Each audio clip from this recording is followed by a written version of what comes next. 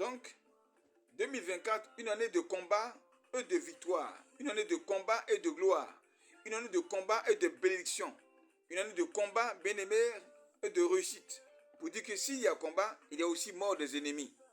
Puisque le Seigneur sera avec toi, tu auras la victoire sur tes ennemis. Ça veut dire que c'est une année où les ennemis de ta vie vont périr. Amen. Donc, on continue. Voici là, bien-aimé, ce que signifie le chiffre 8 sur le plan spirituel. Voilà. Donc, quand il y a la victoire, il y a le rayonnement, il y a la gloire, il y a le succès, il y a la bénédiction. En effet, il y a la paix.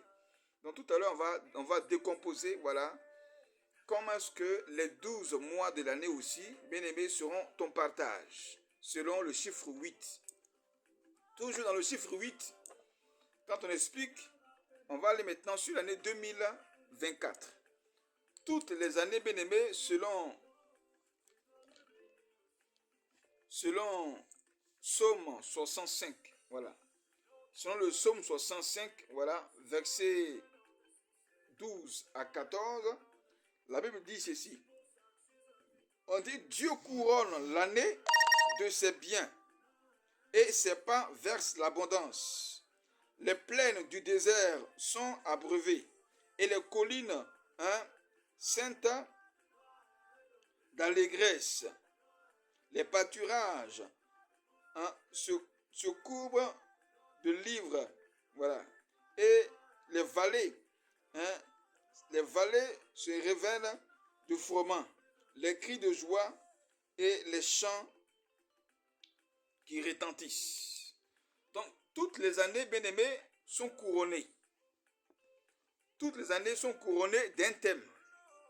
Et le thème que Dieu couronne sur 2024, c'est le chiffre 8 qui est lié à la tribu d'Israël, la 8e tribu, la tribu dans laquelle Dieu dit que Israël sera attaqué par Juda, envahi, mais Juda aura la victoire.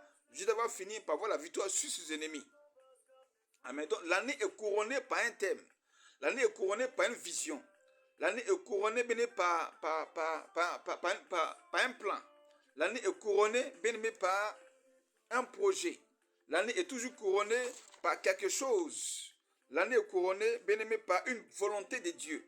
L'année est couronnée par une bénédiction particulière. L'année est couronnée par une grâce particulière. Et toutes les années sont couronnées en effet d'un thème. Donc le thème que Dieu couronne sur 2024, qui est caractérisé par le chiffre 8, cela révèle une année de combat et de victoire sur tous les plans. Alors, nous continuons.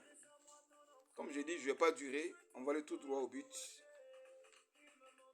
Alors, le mois de janvier. Le mois de janvier qui symbolise le mois du commencement. Et tout commencement, selon Dieu des choses, est difficile. Voilà. Selon Dieu, tout début devient difficile, éprouvant. Donc, le mois de janvier, le mois de février, le mois de mars, c'est la première saison de l'année. Amen. La première saison de l'année, les 3 mois caractérisent la première saison de l'année. Et les 4 saisons de l'année, bien sont découpées en 3 mois, 3 mois, 3 mois. Donc 3 fois 4, ça fait 12. Donc le mois de janvier, ce sera le mois de combat spirituel, le mois de victoire et le mois, bien-aimé, de la louange. Combat spirituel, victoire et louange. Quand Dieu parle de combat spirituel, ça veut dire qu'il y a l'ennemi qui va attaquer. Cet ennemi-là, c'est le diable. Donc ça veut dire quoi? Tous ceux qui n'auront pas leur vie cachée en Jésus-Christ en cette année-là, ils seront combattus et ils seront vaincus par les sorciers, par les mystiques, par des hommes sataniques. Voilà. Mais celui qui sera en Christ et qui va se mettre à prier, à crier à l'Éternel, il aura la victoire sur ses ennemis. Il ne sera pas assailli, il ne sera pas vaincu. Amen. Il ne sera pas assailli, il ne sera pas vaincu. Parce que quand tu lis Genèse 49, voilà, Genèse 49, à partir du verset 18 à 19, la Bible déclare que lorsque Gad sera envahi, que Gad va crier à l'Éternel, l'Éternel va renverser le combat. Et Gad va assaillir ses ennemis et avoir la victoire sur eux. Donc, cette année, c'est une année où chacun doit chercher le Seigneur. Ça veut dire quoi? Ta vie ne doit pas se dérouler en 2024 sans Dieu. C'est une année de conversion, une année de consécration, une année d'alliance avec l'Éternel au nom de Jésus. Voici la raison pour laquelle certains vivent sur la terre et les malheurs les frappent et finissent par accuser Dieu. Et que si Dieu existe, pourquoi lui souffre? Si Dieu existe, pourquoi un tel malheur l'est arrivé? Mais ce malheur-là est arrivé à ta vie parce que tu n'as aucune alliance avec Dieu.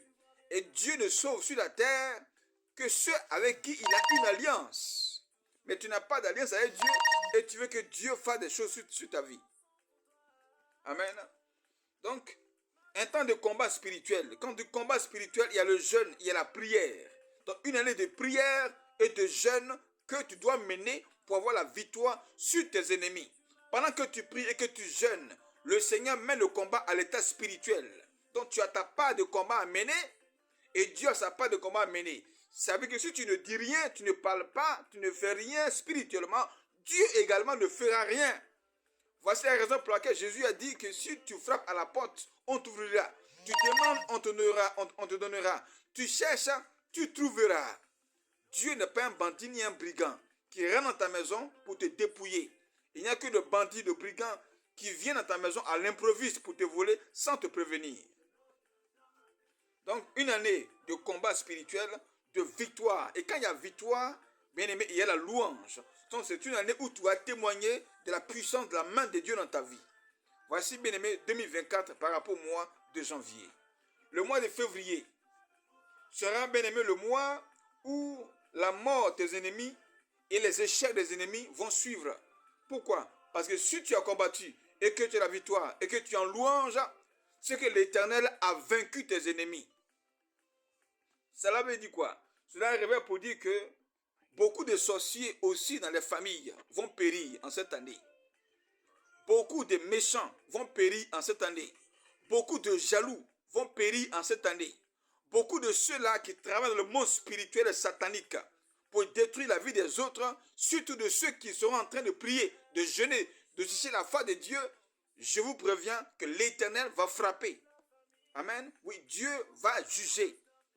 C'est aussi une année de jugement contre les méchants en cette année 2024, caractérisée par le chiffre 8. Amen.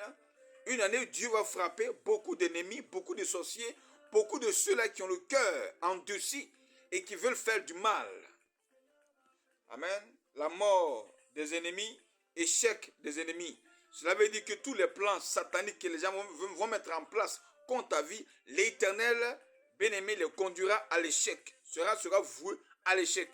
Voilà ce qui se prépare, surtout comme je dis, pour ceux-là qui auront une alliance avec l'Éternel. Mais si tu n'as aucune alliance avec Dieu au nom de Jésus, cette année, tu seras vaincu. Au lieu que tes ennemis meurent pour que toi tu vives, c'est toi qui risques de mourir pour qu'eux vivent. Amen. Mars. En mars, bien-aimé, caractérise le chiffre 3. Dans le chiffre 3, il y a la puissance. Jésus est ressuscité le 3e jour. Donc, mars, ce serait la manifestation de la puissance de Dieu et de l'onction. L'onction, bien-aimé, l'onction qui est la grâce, l'onction qui est l'huile, l'onction qui est la bénédiction. Donc, la puissance et l'onction. Donc, la puissance de l'onction de Dieu va se manifester. Sur ceux-là qui vont jeûner, qui vont prier, qui vont se consacrer, sur les hommes de Dieu, sur les enfants de Dieu, l'onction et la puissance de Dieu va se manifester en cette année. C'est ça, 2024. Donc, si tu n'as pas, bien aimé, une vie de consécration, tu ne verras pas l'onction ni la puissance de Dieu se manifester sur ta vie. Mais quand tu as l'onction, quand tu as la puissance de Dieu, l'ennemi ne peut pas te toucher. Aucun sorcier ne mettra sa main sur ta vie. Et gare à celui qui mettra sa main sur ta vie, il aura affaire à l'Éternel. Ainsi dit la parole. Le psaume 34, verset 8, il déclare pour dire que l'ange de l'Éternel campe autour de ceux qui le craignent et il les arrache du danger. Il dit encore dans le psaume 105, verset 14, Dieu dit qu'il ne touchez pas à mes prophètes. Car Dieu châtia même des rois à cause d'eux. Quand on parle d'onction aussi, on parle des hommes de Dieu, de ceux qui sont oints réellement. Voilà, il parle des vrais oints. Il ne parle pas des faux pasteurs ni des faux prophètes. Eux, ils ne sont pas oints. Voilà.